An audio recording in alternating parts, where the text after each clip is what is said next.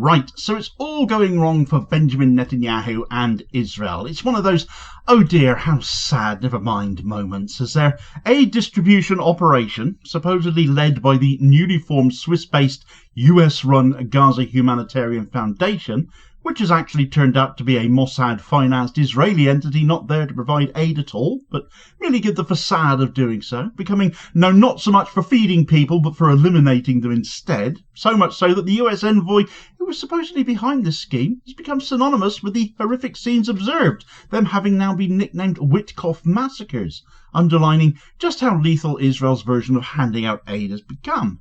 But it's become so much worse than that now.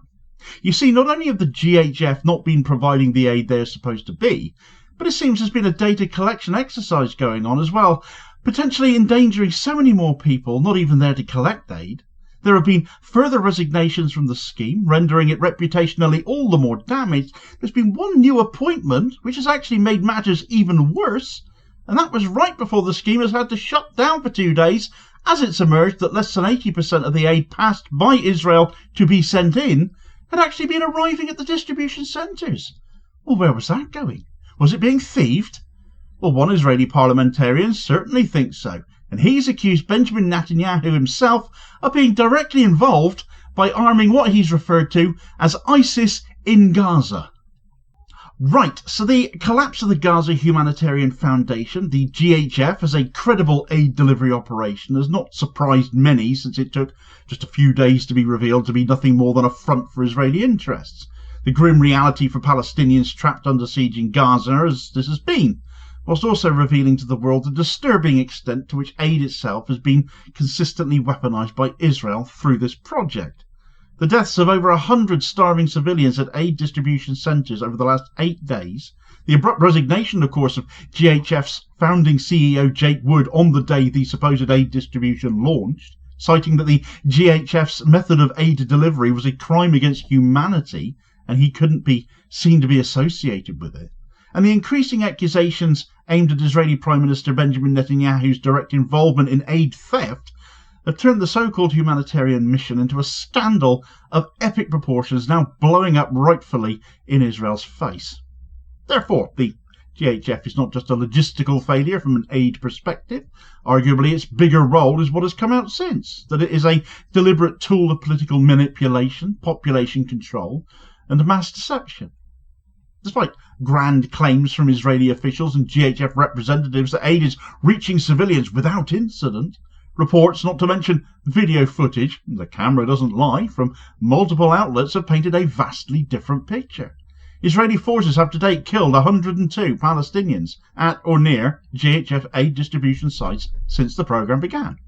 These attacks have been widely condemned by the United Nations, with UNRWA declaring that no safe or significant aid has reached Gaza in over 3 months. Yet figures like the US ambassador to Israel, of course Mike Huckabee, have bizarrely denied the violence altogether, claiming no injuries, no fatalities, no shooting. But then he has a long record of excusing Israel of pretty much anything, and there is more than ample evidence to refute his nonsense Zionist excuses.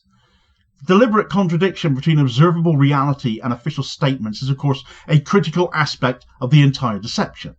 Israel, with US complicity, is trying to maintain this illusion of altruism and benevolence, while in actual fact they are systematically denying Palestinians the very aid they claim to be providing, the aid centres themselves having been turned into combat zones. So it's a grotesque manipulation of humanitarian principles, and it serves only to shield ongoing atrocities from international accountability.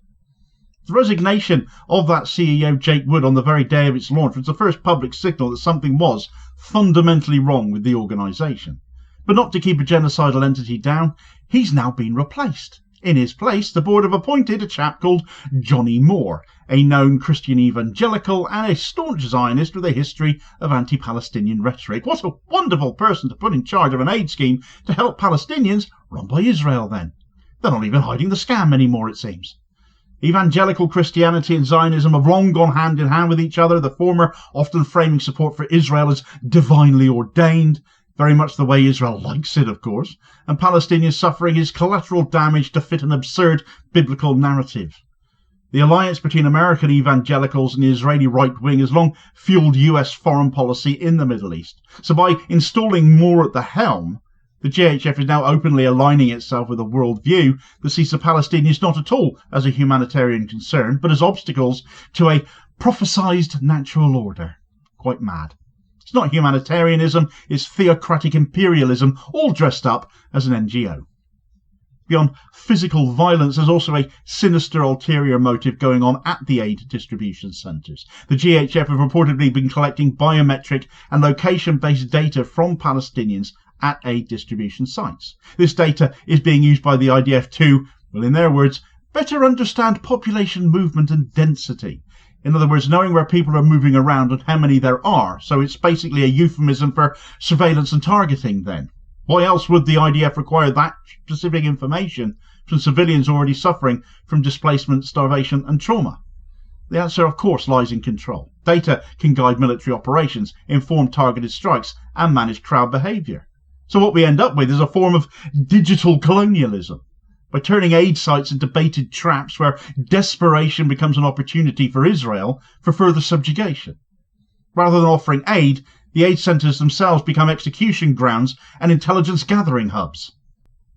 But this isn't the biggest blow to Israel right now and Benjamin Netanyahu personally. And this is actually breaking news at time of writing, because in a shocking turn of events, Israeli opposition leader Avigdor Lieberman of the right-wing Yisrael Beitenu party has, no less, just accused Netanyahu directly of arming ISIS-affiliated criminal gangs in Gaza to stage the aid thefts and sabotage the distribution of aid. A strategy that has, as we know, been designed to be blamed on Hamas and justify further aggression, and Israel has certainly been doing that for the last week.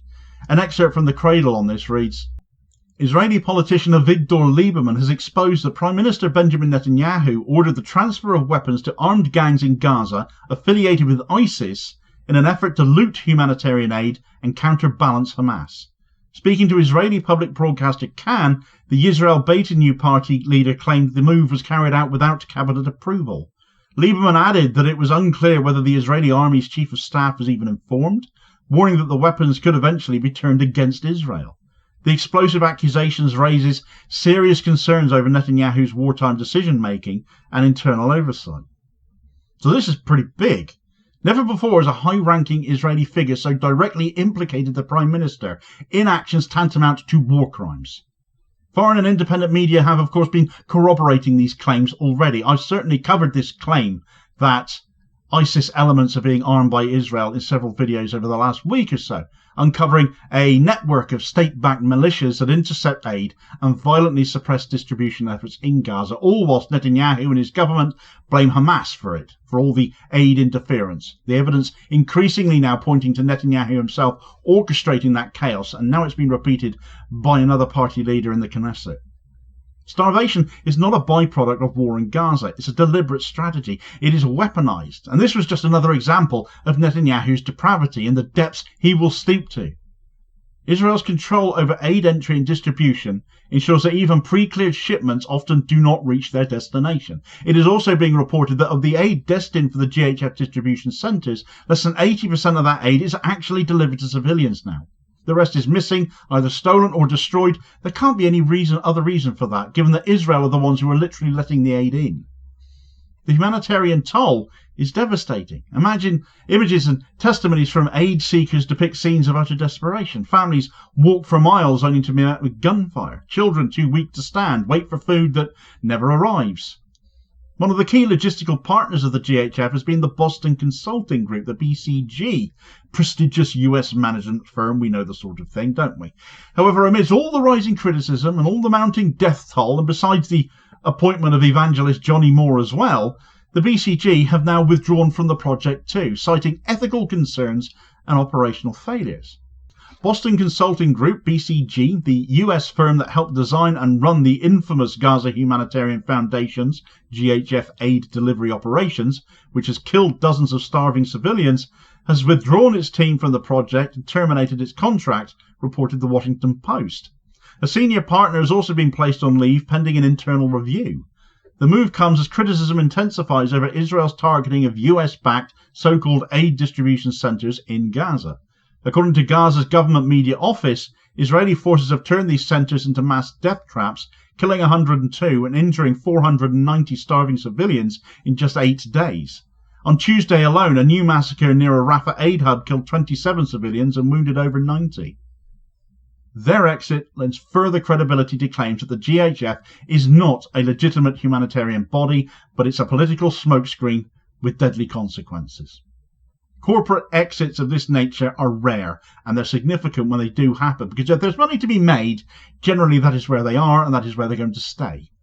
They indicate that even private firms driven by profit motives, as they mostly are, could not ignore the grotesque misuse of their expertise in this instance. Their departure should prompt a much broader re-examination of all corporate and governmental partnerships with Israeli initiatives in Gaza. It shouldn't just be down to people backing BDS to point these things out. Hamas has also accused the GHF of using aid distribution to facilitate the displacement of Gaza's population, and this accusation is not unfounded either. The aid centres have been placed in central and southern Gaza only, forcing people to again leave the north, forcing families to leave their homes en masse. Israel cleared the north of Gaza first, originally when they tried to push in and take over territory, and here we go again. This displacement strategy weakens community structures, it herds people into preferred designated areas, and it leaves the displaced more and more vulnerable to attack or permanent expulsion accordingly. The Gaza Humanitarian Foundation is therefore not merely failing to deliver aid with lethal consequences, it is actively participating in ethnic cleansing. The combination of forced movement, denial of basic needs, and surveillance attempts is a calculated move to fragment Palestinian society beyond repair. The international response, while increasingly vocal in recent weeks, remains woefully inadequate. The United Nations have again condemned the killings, and several member states have called for an investigation in this. Yet any meaningful action from them remains elusive. And again, that is, we're reminded of this at the UN, as the US have once more vetoed a permanent ceasefire. Trump absolutely no different to Biden where it comes to Israel, and shielding them from political fallout at the UN Security Council, with that ruddy veto being used, and blasted American envoys sticking their hands up to do so. The media too plays a complicit role. Mainstream Western outlets have often ignored or underreported the atrocities at aid centres, focusing instead on Hamas's alleged threats or presenting the Israeli military's version of events without scrutiny, as if it's empirical fact and done for balance. This selective reporting allows the myth of aid without incident to keep on persisting, even as the death toll in Gaza climbs. Or worse, they just keep both sidesing the arguments when there is no both sides to a genocide. It's like interviewing a Nazi over World War II and asking them, do you think this is a genocide, as people are led to gas chambers? It's ridiculous. The weaponization of humanitarian aid in Gaza is a profound moral crisis that demands an urgent global response. The Gaza Humanitarian Foundation has exposed itself as a Trojan horse for Israeli expansionism. Its operations have not saved lives, they've ended them. We need to pressure our governments, hold media accountable, and support independent investigations into the GHF and Israeli military actions. The people of Gaza do not need more propaganda, neither do we. Yet it is so much of what we are fed by way of alleged news. They need protection, justice, and above all, dignity. If humanitarianism is to mean anything, it cannot be conditional. It cannot be compromised by politics or ideology or militarism. And it cannot be used as a tool for genocide. The Gaza Humanitarian Foundation, in its current form, represents everything humanitarian aid should never become. And it needs tearing down before it costs any more lives. For more on backfiring propaganda, though, do check out this video of the Israeli government spokesperson having an absolute mare trying to defend all of this. In this video recommendation, here is your suggested next watch. Please do also hit like, share and subscribe if you haven't done so already, so as to ensure you don't miss out on all new daily content, as well as spreading the word and helping to support the channel at the very same time, which is very much appreciated, holding power to account for ordinary working class people. And I'll hopefully catch you on the next vid. Cheers, folks.